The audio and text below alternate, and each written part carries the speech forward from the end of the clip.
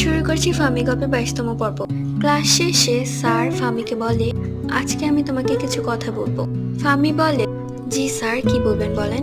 কিন্তু স্যার বলে, এখানে না, আমি আজকে সন্ধ্যায় তোমার সাথে একটি কফি শপে দেখা করতে চাই।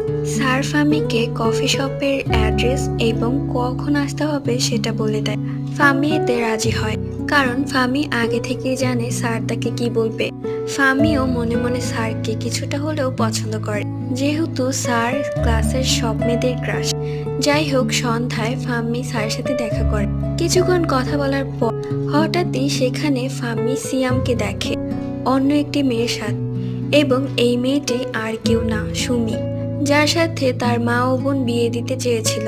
সিয়াম প্রথমে ফামিকে দেখে চিনতেই পারেনি, কারণ ফামির লুক একদমই চেঞ্জ হয়ে গেছে। খুব সুন্দর লাগছে। পাশে স্যারকে দেখে সিয়ামের মাথা খারাপ হয়ে যায়। পরবর্তী গল্প পার্ট